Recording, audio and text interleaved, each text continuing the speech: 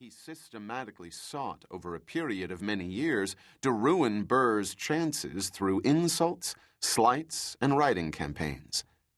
The great irony is that Hamilton routinely accused Burr of lacking a moral compass, when no evidence exists that the self-possessed Burr ever insulted Hamilton.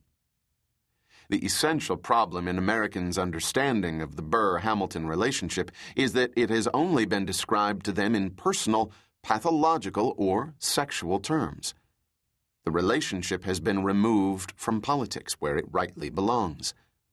To put it succinctly, it was not any issue relating to moral character, but Hamilton's aggressive style of politics that led to his duel with Burr. At the dueling ground itself, Hamilton gave Burr every indication that he intended to fire in earnest, not to waste his shot, as Hamilton apologists continue to insist to this day. How can history have gotten Burr so wrong? I can offer several suggestions. First, Burr was ganged up on by politically powerful combinations during his lifetime, his morals attacked merely as a political dirty trick. Next, he lacked a sympathetic posterity, whereas the other founders had legions of descendants responsible for celebratory publications. Finally, shoddy research over the years has plagued the study of both Burr the politician and Burr the man, reducing his legacy to oversimplifications, for which popular biographers are principally at fault.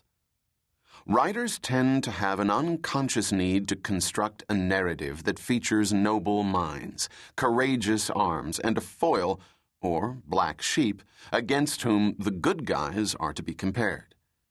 The truth about most popular history is that even when it is not patriotically inspired, it is made up of dangerous shortcuts.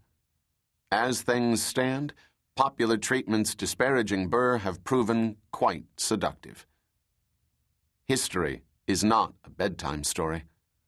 It is a comprehensive engagement with often obscure documents and books no longer read, books shelved in old archives, and fragile pamphlets contemporaneous with the subject under study, all of which reflect a worldview not ours.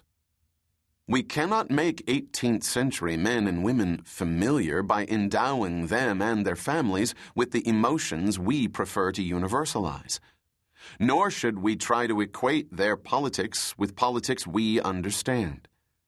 But this is what popular biographers do, and as a result, everything we think we know about Aaron Burr is untrue. It is time to start over. Chapter 1. A Man of Promising Parts. People are always looking for the man in the child, without considering what he is before he becomes a man. Jean-Jacques Rousseau, Émile, or On Education, 1762. In 1793-94, Gilbert Stuart, best known today for his unfinished likeness of George Washington, painted a portrait of a promising politician. There is something unconventional about this particular canvas. Age and authority do not quite coincide. The perfectly proportioned face, its flawless skin rose-tinted and glowing, suggests a man in his early 20s. Only the receding hairline hints that he might be older. One other pronounced feature stands out: the large hazel eyes, with coal-black pupils that gaze intently from the canvas. The man in the portrait is 37-year-old Senator Aaron Burr of New York. 2 years earlier, he had come into office by defeating Philip Schuyler, a powerful, wealthy landholder 23 years his senior. Schuyler was deeply resentful about the unexpected turn of events. These two men could not have been more unalike. The elder was hulking and unapproachable, his victorious opponent not just younger, but elegant and engaging. Appearances mattered in the politically tumultuous 1790s, and Burr's decision to commission the portrait marked more than the entry of a newcomer into the Republican ruling class. Stuart's carefully composed